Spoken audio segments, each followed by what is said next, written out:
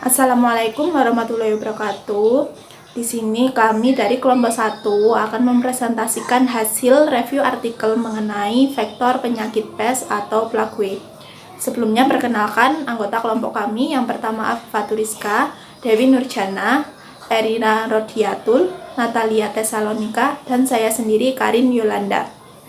Materi yang akan kami bahas di sini yang pertama adalah identifikasi vektor, skema transmisi, program pengendalian, habitat, dan juga upaya daerah. Langsung saja kita menuju ke identifikasi vektor yang akan disampaikan oleh teman saya.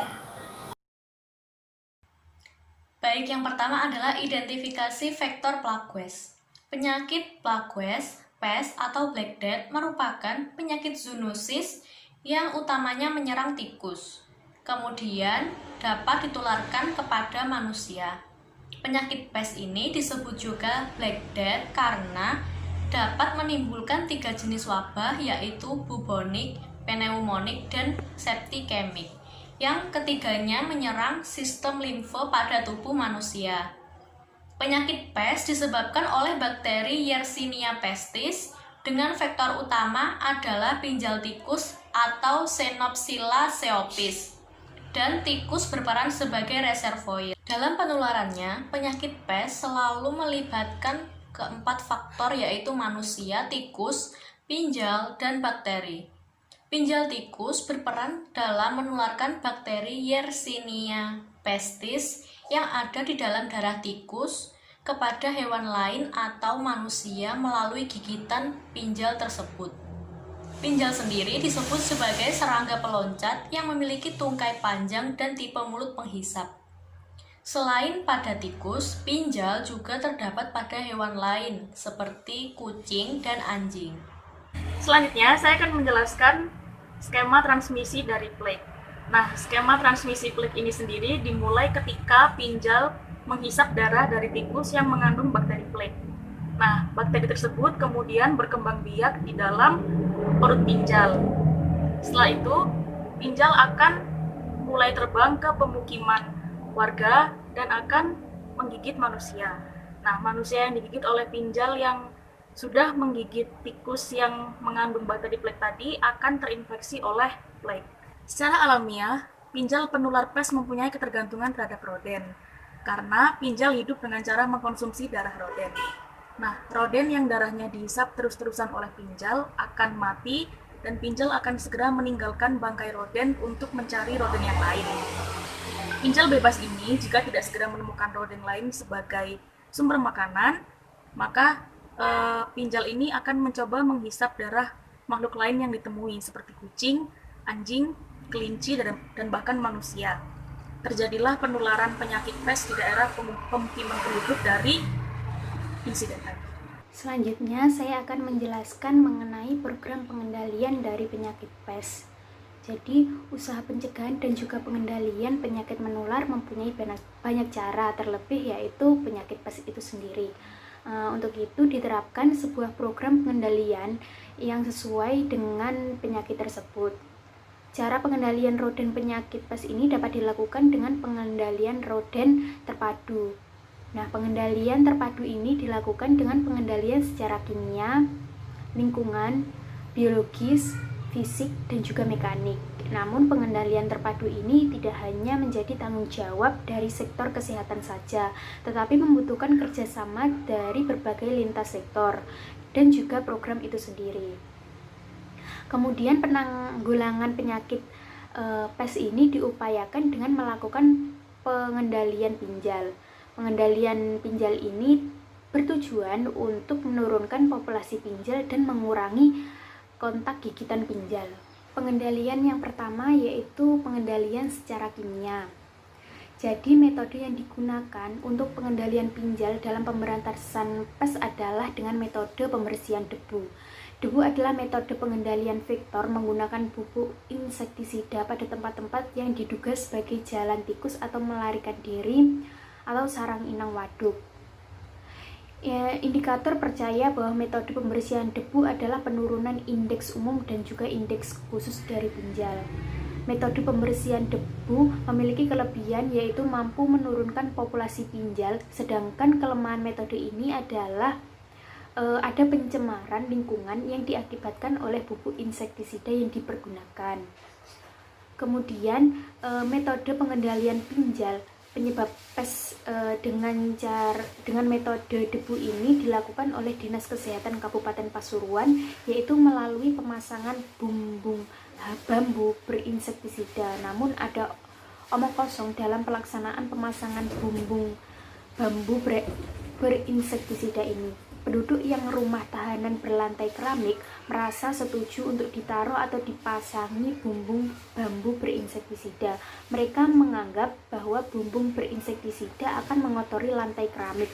Selain itu, insektisida yang ada dalam bumbung bambu menimbulkan bau yang kurang sedap. Pengendalian yang kedua yaitu pengendalian lingkungan. Pengendalian lingkungan ini dilakukan apabila ditemukan tempat yang sanitasinya kurang baik dan bisa menjadi faktor penarik tikus atau bahkan menjadi sumber makanan tikus atau menjadi tempat sarang tikus. Maka akan merekomendasikan diadakan perbaikan lingkungan karena tikus akan berkembang biak dan hidup dengan baik pada situasi di mana mereka dengan mudah mendapatkan makanan, kemudian air, tempat berlindung, dan tempat tinggal yang tidak terganggu. Maka perlu diadakan pengendalian lingkungan. Kemudian pengendalian yang ketiga yaitu pengendalian secara biologis. Pengendalian secara biologis ini bisa dilakukan dengan memelihara binatang pemangsa tikus atau predator seperti memelihara kucing. Pengendalian yang keempat yaitu pengendalian secara fisik dan juga mekanik.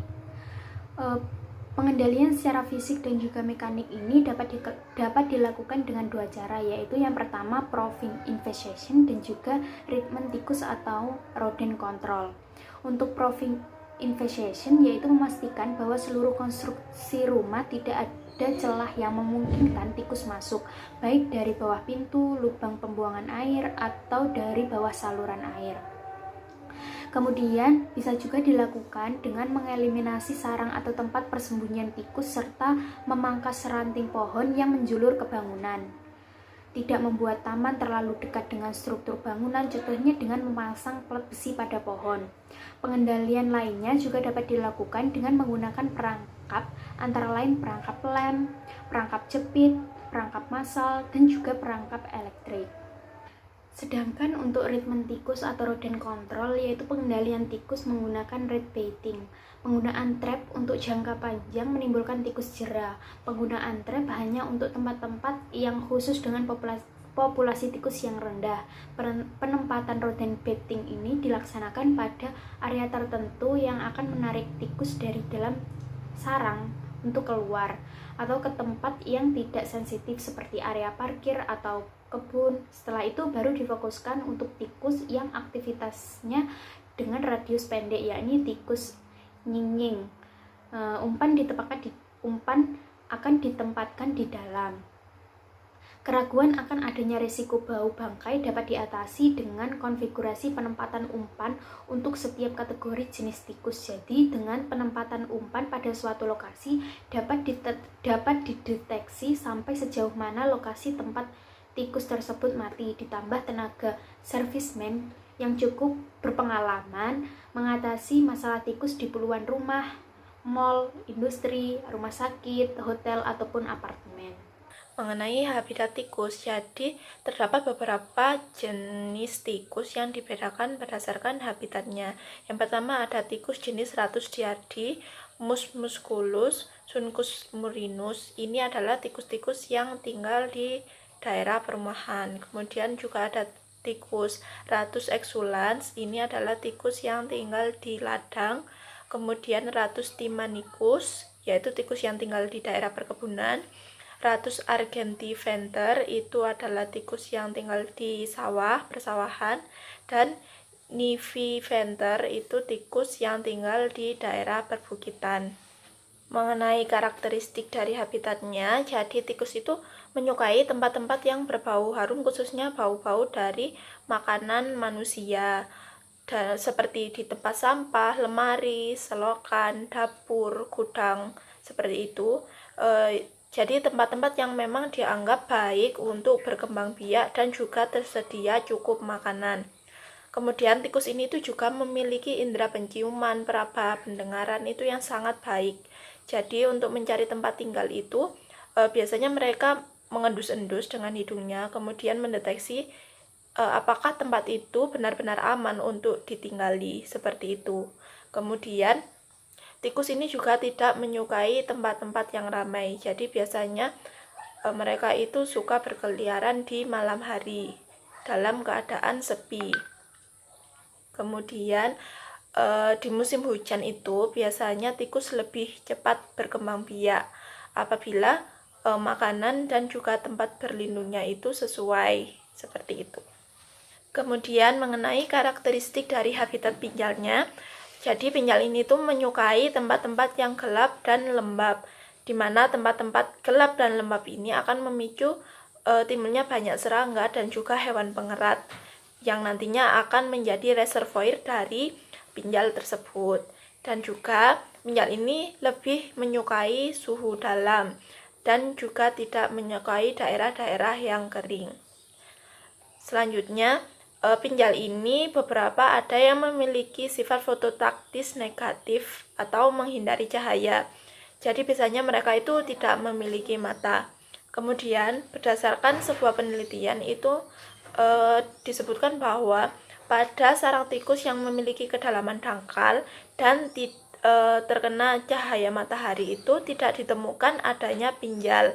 Sedangkan pada sarang tikus yang memiliki kedalaman lebih dalam dan juga sinar matahari tidak dapat menembus sarang tersebut, itu ditemukan banyak populasi pinjal di dalam sarang tikus tersebut.